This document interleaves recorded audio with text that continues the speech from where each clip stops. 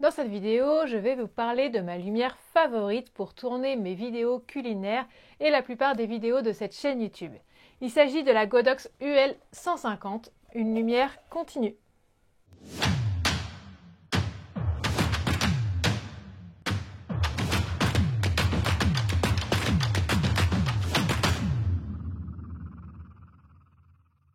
Bonjour, je suis Mélanie Roussel, styliste et photographe culinaire, aussi connue sous le pseudo Les Recettes de Mélanie. Je forme et accompagne les passionnés de food à réaliser des photos alléchantes pour qu'ils puissent enfin vivre de leur passion. Donc si la photo culinaire vous intéresse, abonnez-vous à cette chaîne en cliquant sur le bouton rouge juste en dessous. Je publie une vidéo tous les samedis. Et avant de passer au contenu de cette vidéo, je vous informe que vous pouvez télécharger gratuitement mon guide sur le matériel en photo culinaire en cliquant sur le lien sous cette vidéo. Je suis une adepte du flash pour mes photos, mais m'étant mise à la vidéo pour mes formations, cette chaîne YouTube et même pour mes clients, j'avais besoin d'une lumière continue. Le flash produit une lumière très puissante, mais seulement sur un court instant, vraiment une fraction de seconde. Donc on ne peut pas l'utiliser pour de la vidéo et même si vous avez un flash studio qui va disposer d'une lampe pilote, car celle-ci ne sera pas suffisamment puissante. La lumière continue, quant à elle, est disponible en continu comme son nom l'indique. Elle est donc idéale pour les vidéos. Vous pouvez également l'utiliser pour la photo. Personnellement, je me suis tournée vers la Godox UL150 pour plusieurs raisons. Déjà, je connais bien la marque Godox car tous mes flashs sont de la marque et je trouve que c'est vraiment un bon rapport qualité-prix. Alors pour info, cette lampe-là, donc la UL150, à l'heure où j'enregistre cette vidéo, elle coûte aux environs de 460 €. Ce que j'aime, c'est qu'elle est silencieuse, donc elle est vraiment parfaite quand je tourne des vidéos et que je souhaite enregistrer l'audio. C'est également une ampoule LED, donc elle chauffe moins qu'un halogène, même si je ne vais pas vous le cacher, elle chauffe tout de même un peu. Elle fonctionne sur secteur, ce que je trouve pratique parce que ça m'évite d'avoir à charger des batteries. Par contre, c'est un peu moins pratique quand je me déplace, mais pour la plupart de mes usages, c'est parfait. Elle est relativement puissante, on est à 150 watts, ce qui me permet de faire mes vidéos, mais également de faire des photos d'action et d'utiliser différents modeleurs tout en ayant suffisamment de lumière pour éviter de montrer trop en ISO. Elle a une température de couleur de 5600 Kelvin, ce qui correspond à la lumière naturelle, ce qui est parfait pour la photo culinaire. On peut y fixer donc différents modeleurs de lumière. Donc vous avez un petit trou ici qui permet de mettre un parapluie et vous avez une monture Bowens qui permet de fixer la plupart des modeleurs de lumière.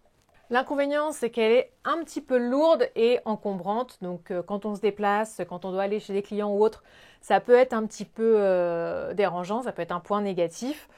Par rapport à certains panneaux LED qui vont être beaucoup plus légers et plus facilement transportables. Mais personnellement, comme je vous le disais, moi la plupart du temps, mes vidéos, je les shoot dans mon studio, enfin chez moi. Donc ça a fait très bien l'affaire. Donc elle est vendue seule avec un bol, une sorte de bol beauté que l'on met sur la monture Bowens. Donc il faut rajouter un pied. Donc personnellement, j'utilise un pied de la marque Newer. Vous avez la référence dans la barre d'infos. Vous avez donc une petite protection ici qu'il suffit d'enlever. Donc pour cela, vous appuyez sur la partie jaune ici qui vous permet de déclipser ce qui est sur la lampe, qu'il s'agisse de la protection ou d'un de vos modeleurs. Et ensuite, comme je vous le disais, vous pouvez fixer un parapluie ici ou n'importe quel modeleur sur la monture Bowens. Donc la monture Bowens, c'est ce qui se trouve tout autour de la lampe. Là ici, vous avez 3 encoches. Vous venez fixer votre modeleur, vous le tournez. Hop, c'est enclenché, ça y est, votre modeleur est fixé. Donc elle se branche à cette sorte de grosse télécommande qui se branche elle-même au secteur. La télécommande, enfin, je ne sais pas si on peut appeler ça une télécommande, mais en tout cas, ça vous permet de régler l'intensité. Donc vous pouvez la choisir plus ou moins intense. Personnellement, j'utilise quasiment systématiquement à 100% parce que j'aime bien avoir le maximum de lumière pour pouvoir avoir des ISO les plus faibles possibles et du coup pouvoir utiliser ensuite des modeleurs qui vont un petit peu réduire cette intensité de lumière.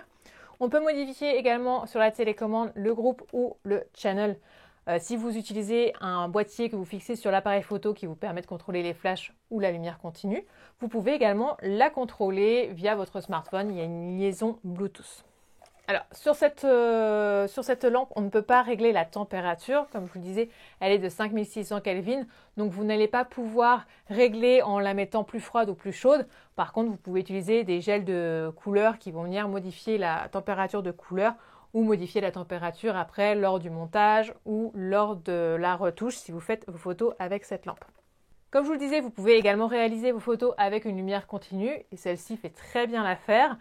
C'est pratique quand on n'a pas forcément accès à la lumière naturelle, que l'on veut shooter le soir ou que l'on a un environnement assez sombre. L'avantage, c'est qu'elle se comporte comme une lumière naturelle, c'est-à-dire que, comme disent les Américains, what you see is what you get, c'est-à-dire que vous allez mettre votre lumière, vous allez l'allumer et vous aurez automatiquement le rendu directement sur votre appareil photo et directement à l'œil nu également. Donc ce que vous verrez, ce sera vraiment le rendu que vous aurez sur l'appareil photo, contrairement à un flash où en fait il se déclenche très rapidement, l'œil n'a pas le temps de voir ce que va voir l'appareil photo. Donc ça, c'est assez pratique et du coup, vous pouvez vraiment faire comme si vous aviez votre lumière qui était une fenêtre en fait. Donc dessus, vous allez pouvoir fixer différents modelers, des parapluies, des softbox ou des snoots, comme je vous le disais, pour obtenir une lumière dure ou une lumière douce et vraiment avoir une variété de lumières différentes, ce qui permet de créer davantage de choses que ce que vous pouvez avoir avec une lumière naturelle que vous ne contrôlez pas. Voilà pour cette vidéo revue de l'UL 150 de chez Godox. J'espère que ce type de vidéo vous plaît. Si vous avez des questions, je compte sur vous pour les mettre dans les commentaires. Je me ferai un plaisir d'y répondre. En attendant, je vous retrouve samedi prochain pour une autre vidéo.